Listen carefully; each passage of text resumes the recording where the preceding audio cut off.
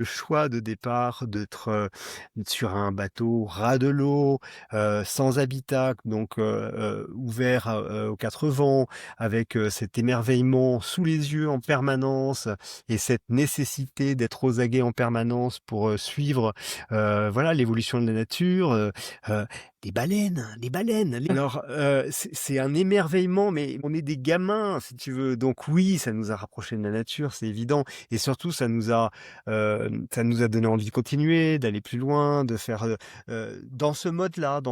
C'est-à-dire que, tu vois, tu survolerais le Groenland en avion, ben, tu vois, c'est évidemment, tu Mmh. n'aurais pas un millionième de ce qu'on a, senti.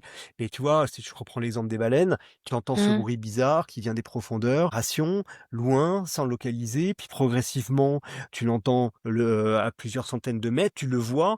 Ah, alors tu te dis: «Bon, bah, eh, je me détourne un petit peu, je vais essayer de me rapprocher» et puis de jour en jour, tu te rapproches et puis parfois tu vois des bancs entiers, tu vois des familles entières et puis un Ah! jour, c'est à 50 mètres et puis un jour c'est à 20 mètres, puis un jour c'est à 5 mètres et là tu te dis: Merde, on est en train de faire vraiment une connerie!» Parce que la baleine passe sous ton bateau et d'un coup d'aile, elle pourrait te enfin Mmh. de Tout à fait nageoire, elle pourrait important, ouais.